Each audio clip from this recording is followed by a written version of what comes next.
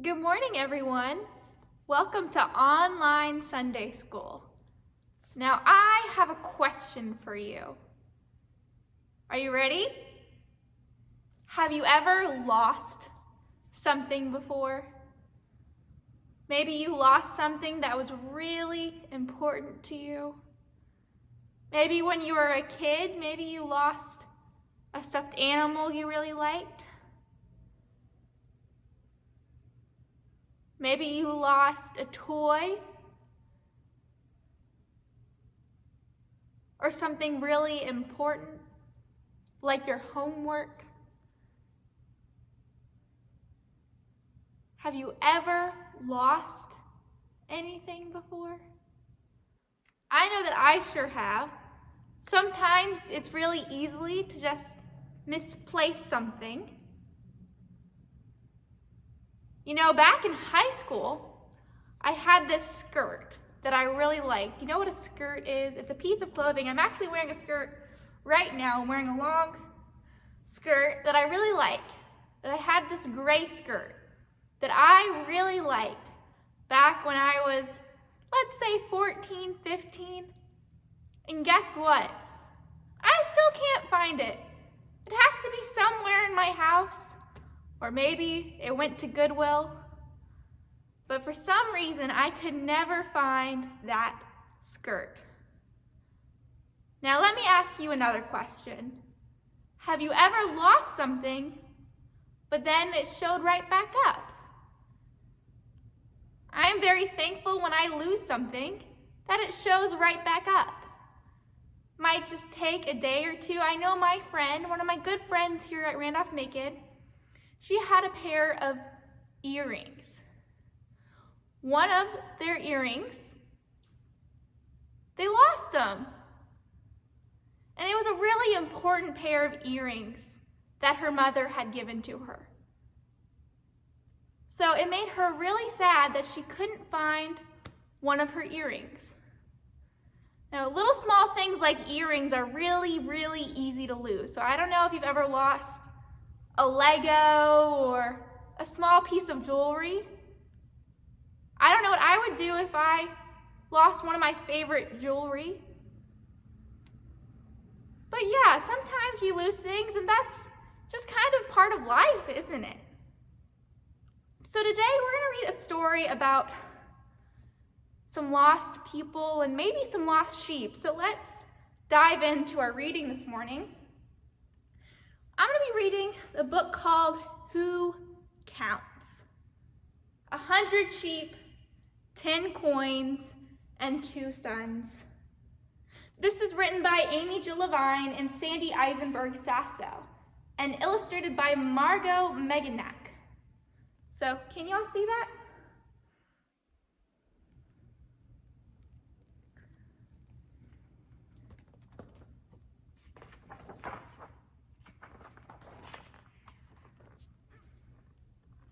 "100 sheep. 100 sheep. If just a single one were lost, who would notice? Who counted sheep anyway? The man did. The man had a lot of sheep. 100 of them. He counted them every day. He kept counting. It took time to count. A long time.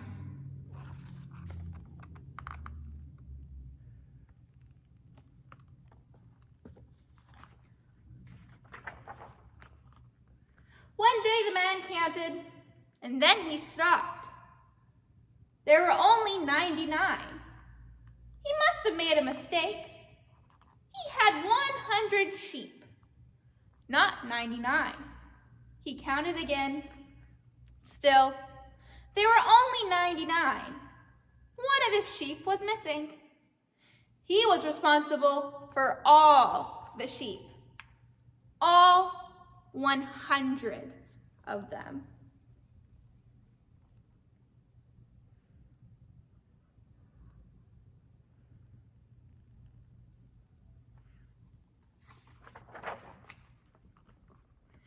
Immediately, the man went to look for the lost sheep. He walked and he walked, but he saw nothing. He kept walking. He looked to the left, nothing. He looked to the right, nothing. He walked and he listened, still nothing. Then he heard it, a bleating sound. Ba!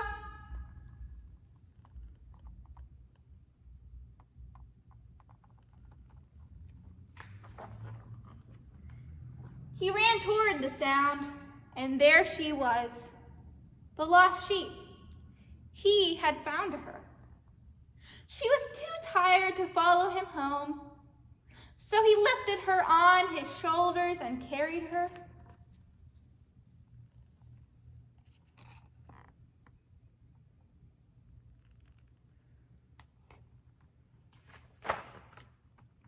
He was so happy to have all his sheep together that he invited everyone to celebrate. Some people said, "What's so wonderful? It was only one sheep. You had 99 others." The man smiled. One sheep makes a difference. Without her, something is missing. Now my flock is complete.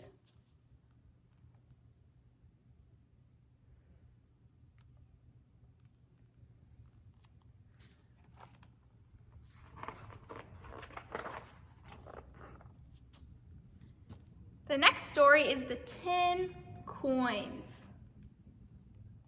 10 drachmas, 10 silver coins. Every day the woman would count them. One day she counted. She stopped. She couldn't have made a mistake, but she counted again anyways. Still, she only counted 9. 1 drachma was missing. She had lost one of her coins. The woman lit a lamp to see more clearly. She looked under the chairs and in corners. No coin. She looked in cabinets and wastebaskets. Still no drachma. She took a broom and swept the floor. There were crumbs and dust, but no coin. It was her fault.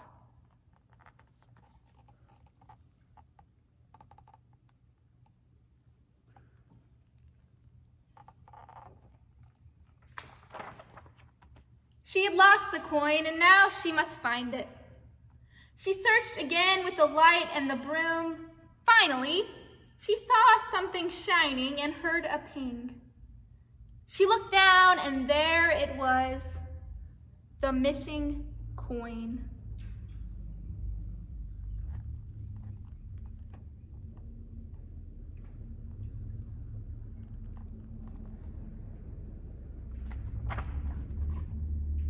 She held the coin in her hand for a few moments, and then she carefully placed it with the other drachmas. She was so happy to have all the coins that she invited the women in the town to celebrate. Some people smiled. Some people said, "What's so important? It was only 1 coin." The woman smiled. Just 1 coin matters. Without it, something is missing. Now my coin collection is complete.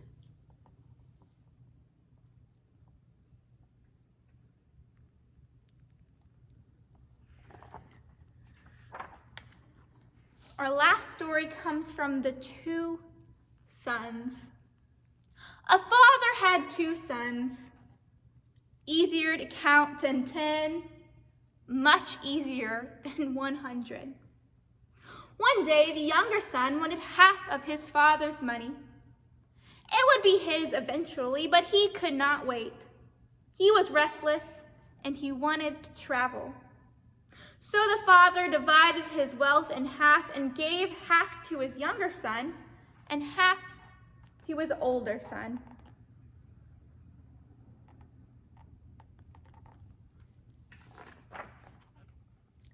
The younger son went to a foreign land. There, he had a great time doing whatever he wanted. But before long, he had spent all of the money and he had none left, not even to pay for food. There was no one to share even a crumb of bread with him, as there was little food in the land.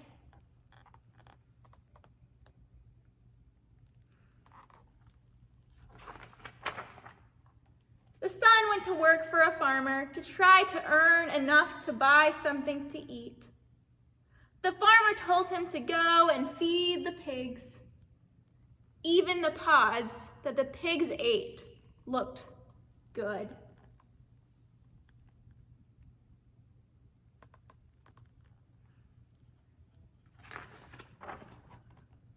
Finally, the son was so hungry and tired that he decided to return to his father. But he wasn't sure what to say. How could he tell his father that he had spent all the money? His good pants were torn, his shirt was stained, his fancy shoes had holes.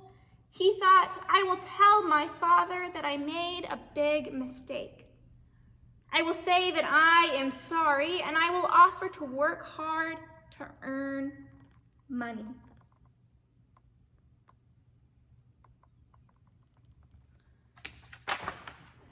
The young son returned home. His hair was uncombed. His face was dirty, and his hands were covered in blisters. His father ran to greet him. He was so happy to see him that he did not care about anything else.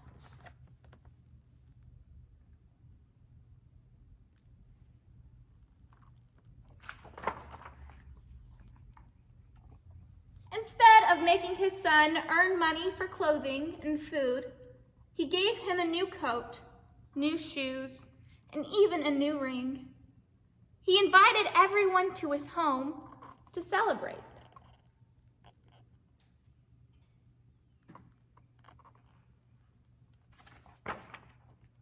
His older son was still working in the field when he had heard the happy sounds of singing and laughter and smelled sweet spices coming from his home. He wondered what was happening. He stopped one of the neighbors who was heading to his house and asked, "What is going on?" The neighbor was surprised by the question. "Don't you know that your father is making a big party for your brother to mark his return?" The older brother did not know.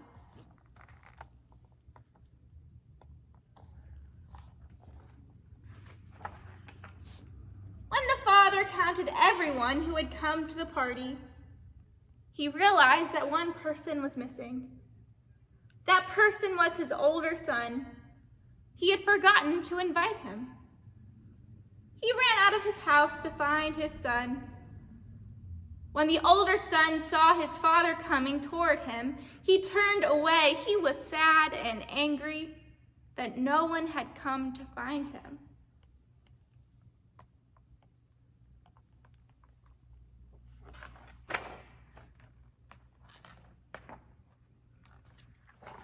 His father spoke softly, "Your brother has come home.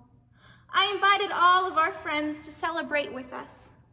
You must come and be glad with us." He tried to hug his son, but his son folded his arms across his chest. The older son finally said to his father, "I have been with you all the years that my brother has been away. I did not waste your money. I did everything that you wanted me to. I never left you, but my brother did. Then you make a big party for him. You never had one for me. You didn't even invite me to his."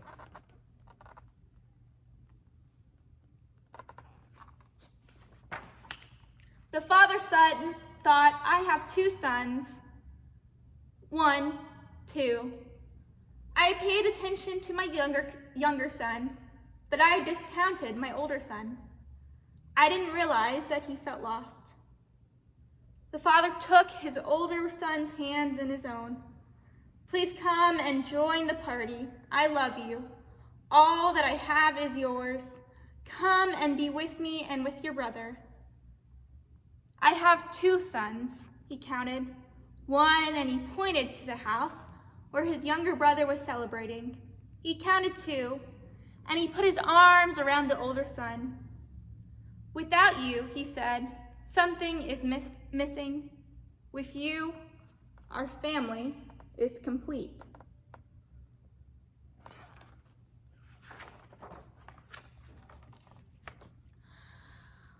Well, I hope you all enjoyed our story for this morning. So I have some questions for you guys. You can find them in the comments below. But some of our questions include, which of the character do you relate to the most and why? And why do you think that Jesus told these kinds of stories? And lastly, who counts? That's the title of this book, these stories that Jesus had told. Who counts? It's a big question. And I want you all to think about that this morning. So there's some discussion questions for you to have with your families at home. You can find some additional worksheets in our email chain, so make sure your parents know that you can find them and news you can use, or reach out to me, and you all can have some fun with that. So it is so good to be with you all this morning. So I'm going to pray us out. This is a repeat after me prayer, so you're welcome to repeat it aloud in your homes. Are you ready? Dear God, we thank you for loving us, even when we are lost and haven't found our way. You see us and you love us. We love you. Thank you and amen. Good job, guys. See you next week.